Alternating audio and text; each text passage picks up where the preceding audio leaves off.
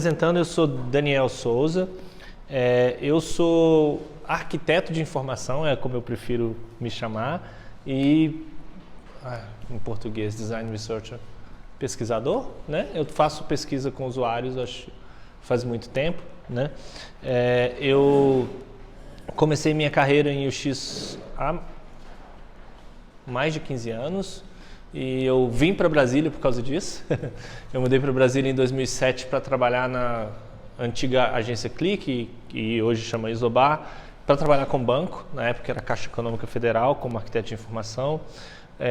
Durante a minha carreira teve um momento em que eu mudei de UX, arquitetura de informação, para dados propriamente, né? Uma das coisas que me aproximou de inteligência artificial. Meu primeiro projeto em relação a isso era, eu lembro que a gente estava construindo uma ferramenta de monitoramento de conversas em social media em 2007. Então naquela época tudo era manual e a gente estava criando uma tecnologia, uma ferramenta para fazer com que a análise das conversas fosse automatizada usando inteligência artificial. E a nossa ideia naquela época era como ensinar a máquina a entender linguagem humana, né? Entender ironia, entender. Eu lembro que a gente pastou muito, na época não existia corpus, não existia, existe muito em academia, mas não existia como existe hoje API para fazer essas coisas. Era muito emergente. Eu aprendi muito naquela época. Eu lembro que o produto não foi para frente, falhou. Até hoje não existe análise de sentimento automático em português bem feita, não existe. Em inglês existe, funciona, eu já vi funcionando. Mas depois disso eu tive uma experiência com pesquisa propriamente. Eu fui trabalhar numa empresa de São Paulo que chama Try Consultoria, e a Try ela é uma empresa, ela é uma boutique de UX, e eu fui trabalhar como pesquisador mesmo propriamente. E um dos projetos que foi muito interessante, não tem a ver com inteligência artificial, mas tem a ver com tecnologias emergentes. Eu vou fazer um projeto que era um estudo etnográfico para entender como as pessoas, e pessoas eram pessoas normais, donas de casa, elas entendiam internet, devices conectados como parte do ambiente delas, né? Então foi a minha primeira vez que eu fui começar a entender como as pessoas normais elas entendem e adotam tecnologia. Então para mim foi um exercício muito interessante, né? Eu estudei bastante sobre isso. Voltei para Brasília, fui para São Paulo, voltei para Brasília, trabalhei de novo em algumas agências aqui, trabalhei na Isobar agora, com o Banco do Brasil e com o Ministério do Turismo, criando projetos de larga escala.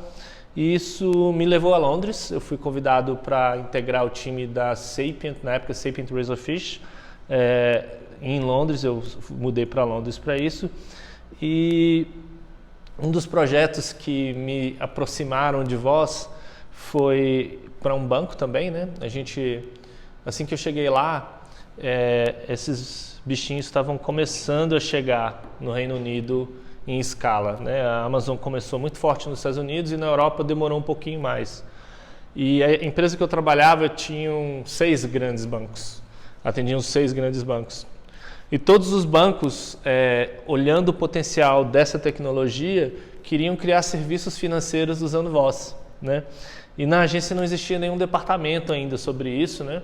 Existia o departamento de pesquisa, o departamento de UX, mas ninguém focado nisso, né? Então eu comecei a me envolver nesses projetos. Eu fiz um projeto para uma grande marca global, que era encontrar os casos de uso para Voz em tecnologia bancária no mundo. Então era uma pesquisa global que foi feita, né, em vários países para entender como as pessoas poderiam utilizar isso.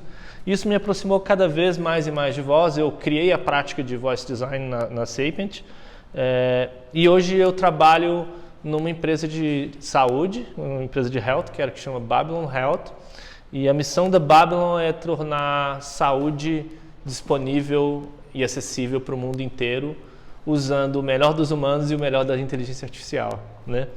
Tem um protótipo que a gente está desenvolvendo há muito tempo, e essa é o que a gente quer chegar lá, em que você usa uma interface de voz para fazer um diagnóstico diferencial.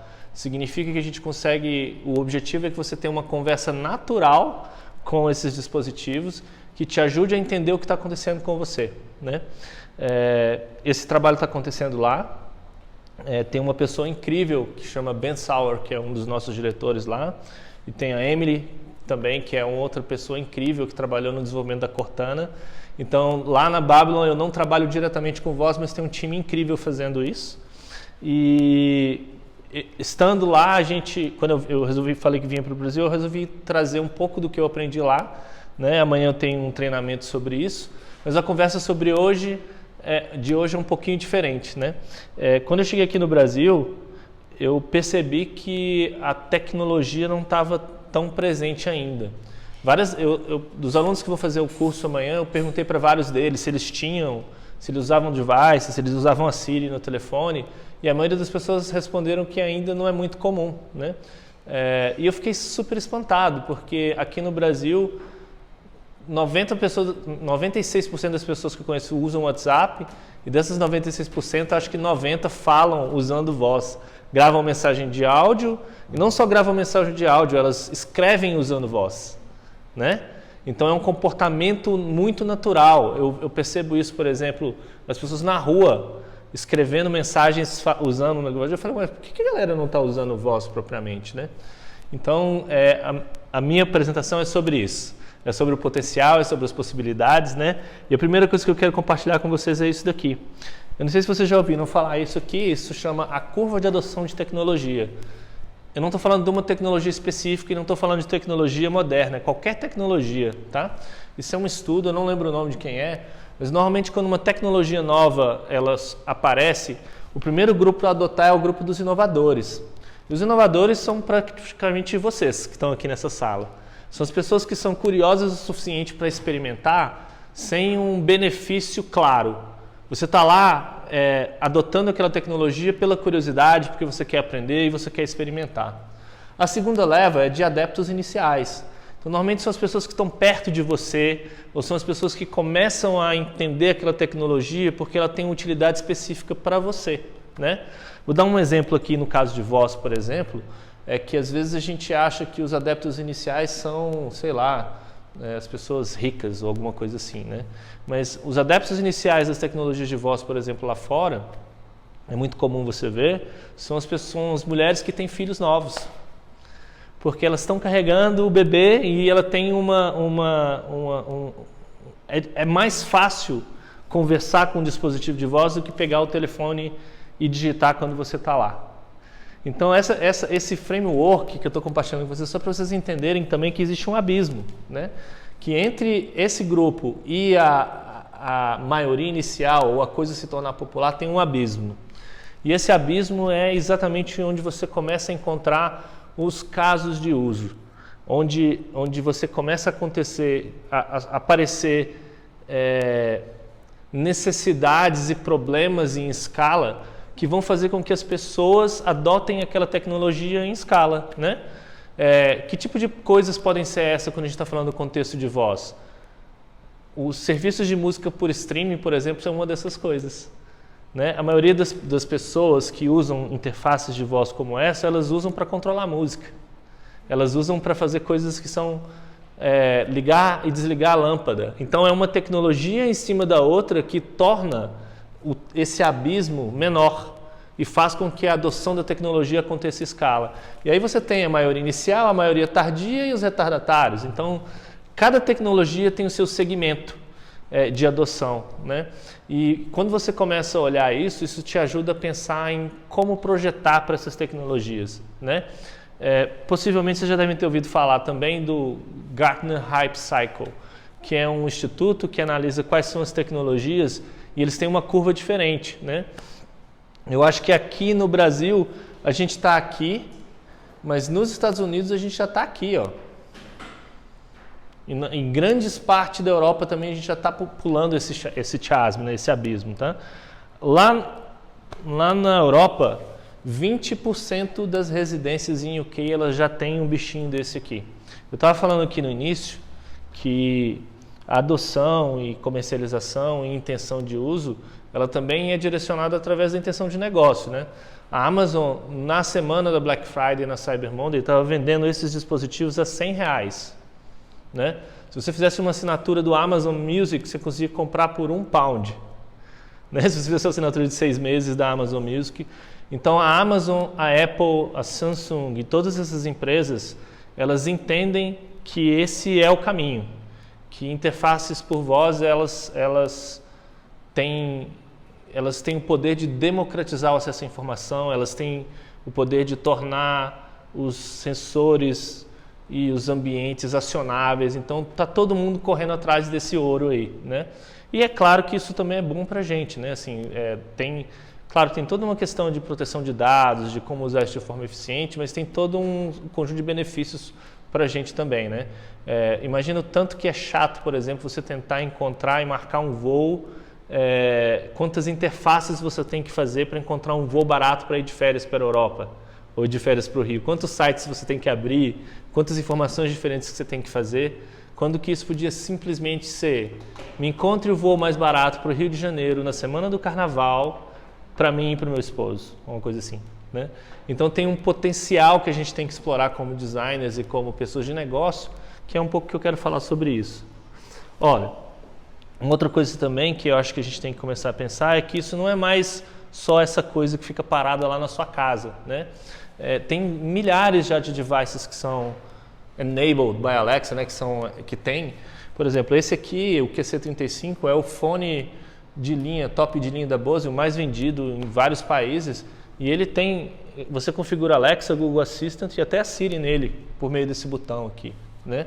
A Amazon acabou de lançar o próprio device dela, que chama Echo Bud, que é hands-free, você não precisa nem tocar em nada para falar, você fala Alexa, você está andando e Alexa, ele já funciona, e assim como a Siri, né? Eu deixei o meu em casa, eu tenho um AirPod Pro, e a grande diferença do AirPod Pro para o AirPod anterior é que você não precisa tocar em nada e a Siri está escutando o que você está falando o tempo inteiro, né? Então o contexto de uso muda, não é só quando você está dentro da sua casa e na sua sala, né? Eu achei interessante que eu comecei a notar isso aqui em Brasília, mas as pessoas não andam muito com fone de ouvido aqui em Brasília. Mas se você vai numa cidade como São Paulo, como Londres, parece que você está numa cena do futuro. Você vê um monte de gente sem conversar e todos eles estão com fone de ouvido e no telefone. Então é um futuro distópico que já está acontecendo, porque esses devices já estão em todo lugar, esses, né, os telefones, mas daqui a pouco você vai perceber que isso vai ser muito frequente. Você vendo as pessoas falando sozinhas nas ruas e várias pessoas usando isso, não só para conversar com outras pessoas, mas para fazer coisas, né? Quando que é o próximo ônibus? Então isso não é mais ficção científica, isso já está acontecendo. Daqui a um tempo isso vai acontecer em larga escala e eu acho que a gente tem um papel fundamental nisso, né? Outras coisas que estão começando a se tornar comuns é que, além dos dispositivos específicos para isso, as coisas mundanas e idiotas, elas estão também recebendo essa camada de tecnologia. Esse negócio aqui é um detector de incêndio, que é uma coisa muito comum em qualquer cidade europeia. Isso é lei, eles têm que ter essas coisas, né? E o que eles estão fazendo é que eles estão colocando microfones nessas coisas aqui. Então você não precisa comprar um dispositivo específico, as coisas normais elas já vêm com isso, né? Parece bem ridículo uma pessoa olhando para cima aqui para falar com o seu detector de incêndio, mas imagina que você está deitado no quarto à noite, você não está olhando para o dispositivo que você está falando, está lá, né? Faz parte do ambiente e você não precisa pensar que tem algo, simplesmente está lá e está conectado, né? Está conectado com outras telas e com outros dispositivos. Isso aqui é um termômetro, né? Que é um smart...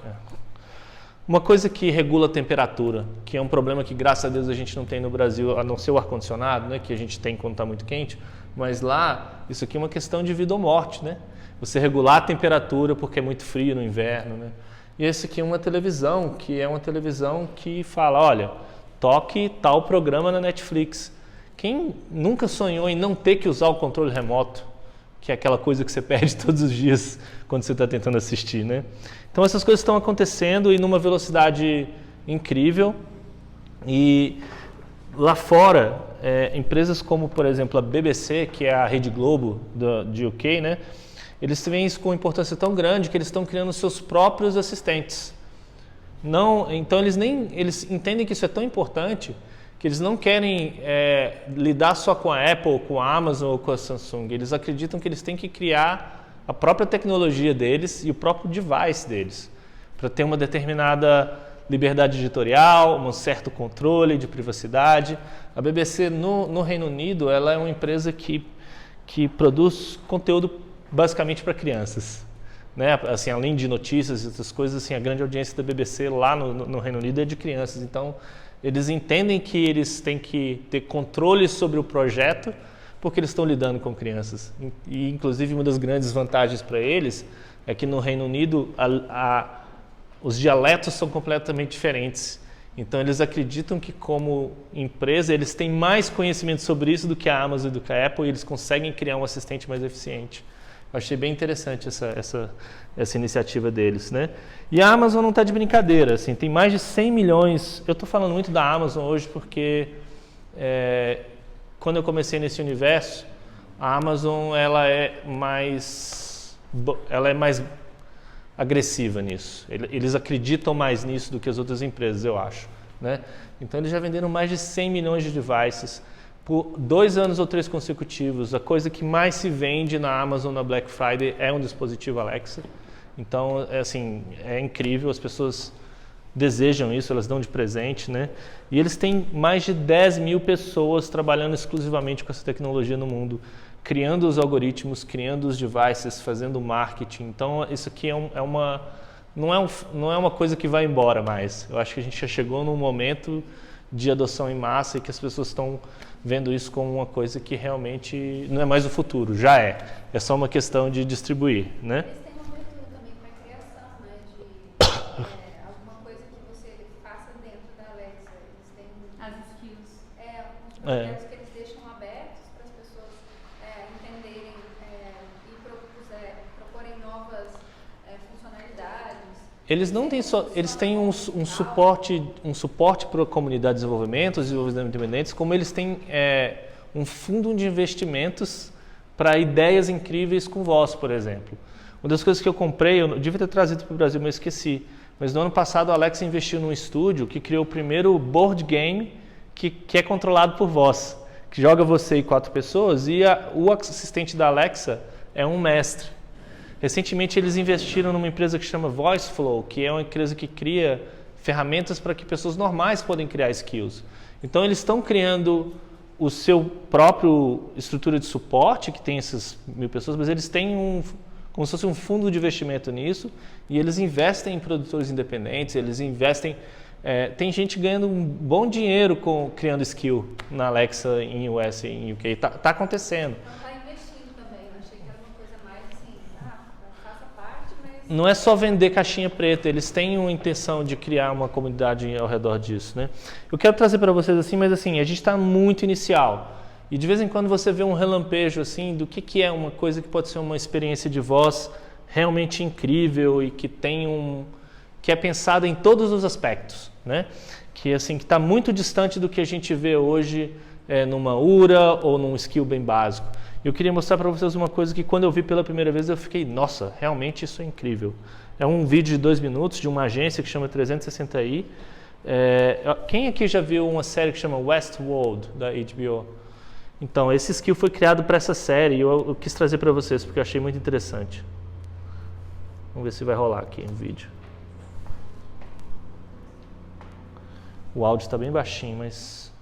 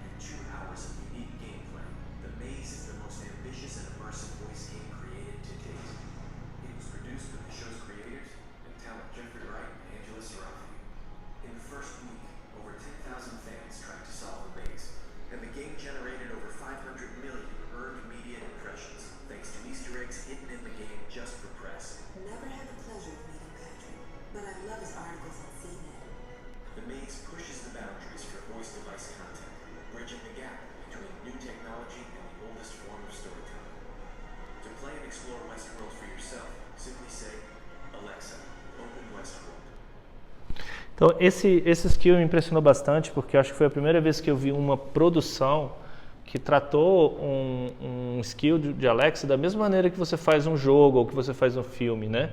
Você tem uma história principal, você tem uma narrativa principal, mas você tem eles têm um transmedia storytelling, parece que chama, tem um termo para isso. Eles criaram um universo paralelo e as vozes eram as mesmas da série, a produção era de alto nível, foi lançado junto no momento certo, assim, acho que da segunda temporada. Então, e nessa época os devices não tinham tela, como tem muitos desses devices hoje, era exclusivamente voz. Então, isso mostrou, esse projeto ganhou prêmios de publicidade e também abriu os olhos das grandes marcas para a questão experiencial disso aqui, porque na verdade não é sobre voz, é sobre áudio. É sobre como você pode ser cuidadoso com edição de som e casting e música e criar uma experiência que é imersiva, que as pessoas gastaram meia hora nisso aí. Era como se você estivesse assistindo um episódio. Então isso mostrou para mim o potencial dessas coisas, né? Imagina, vou dar um exemplo aqui para vocês das coisas que vêm na minha cabeça dentro do universo de healthcare, né? E dentro de outros universos. No Reino Unido tem um que chama Headspace, que é um aplicativo de meditação. Ele tem no telefone e tem na experiência de voz também. Você imagina o potencial que a gente tem, por exemplo, de criar experiências de voz que tem uma qualidade de áudio incrível e que tem roteiro, que tem atores e que podem ser servidas não nisso aqui, até no telefone.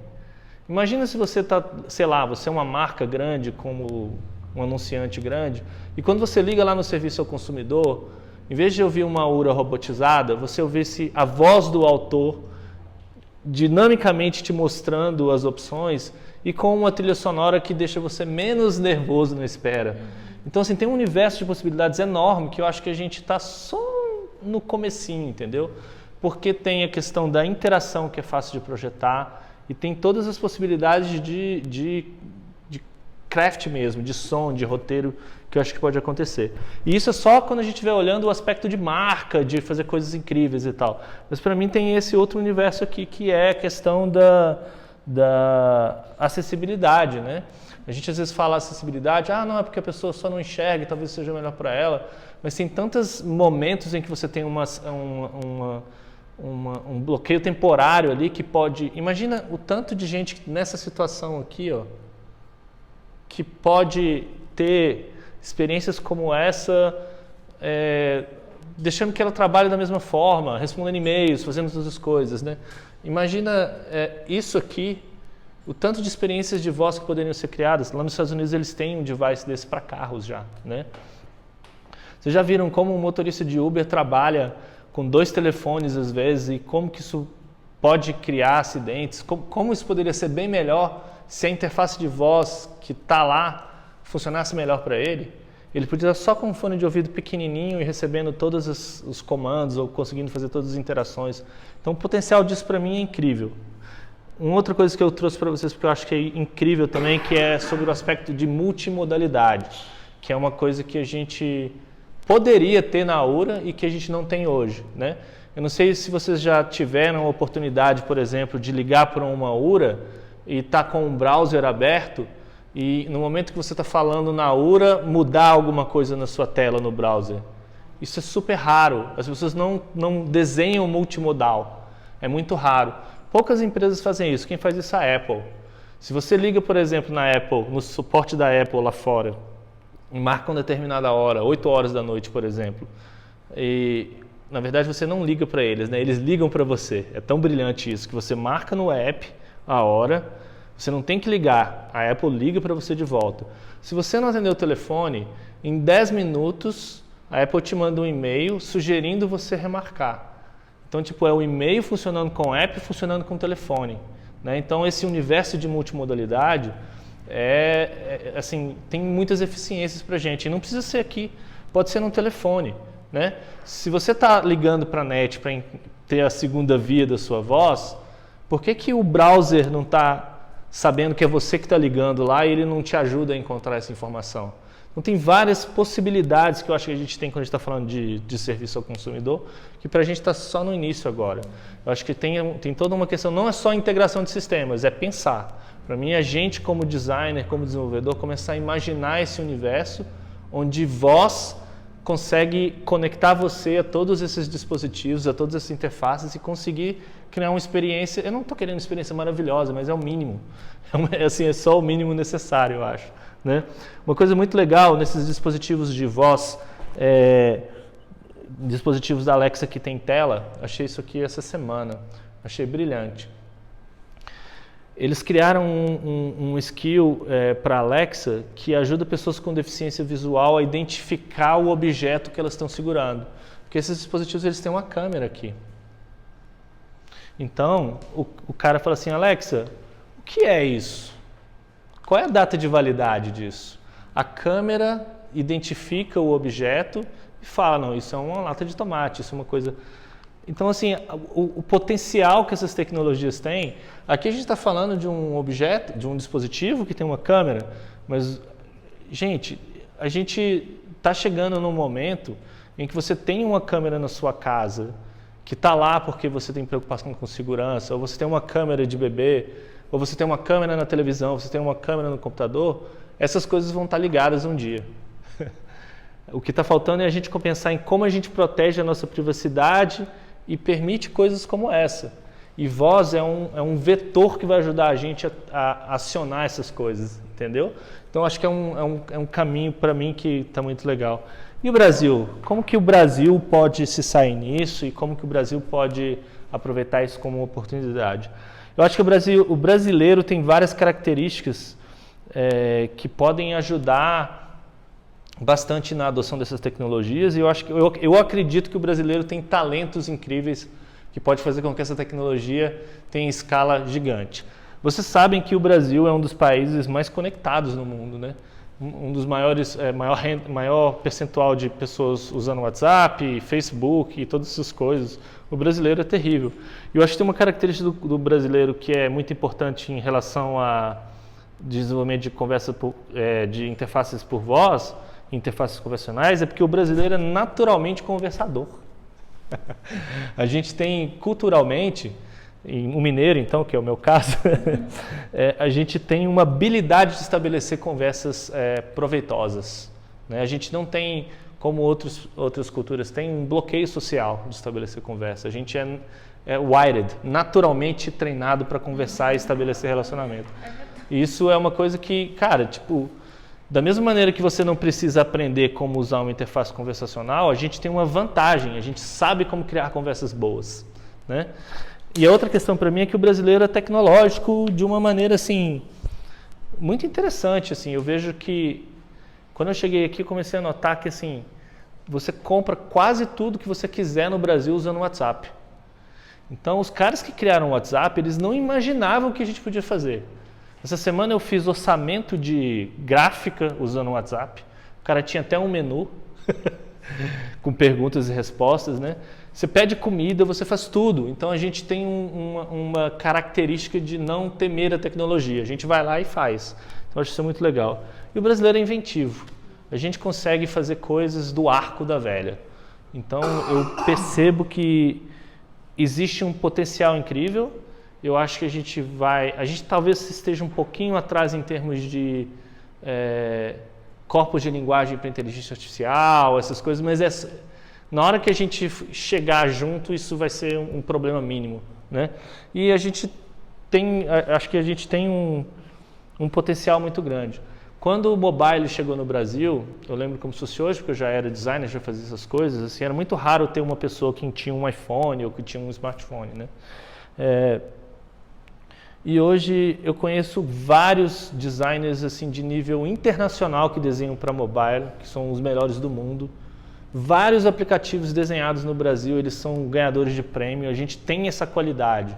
Quando a gente vai lá e toma conta, a gente tem um potencial, a gente tem uma curiosidade nativa de conseguir fazer com que essas tecnologias elas tenham esse elemento que a gente estava falando no início, da humanidade, da sensibilidade. Eu acho que a gente tem essa característica e eu percebo que voz tem esse potencial no Brasil por causa da nossa característica. Então é isso, falei muito. Eu vou passar para a Janaína agora. Você quer trocar o computador, né?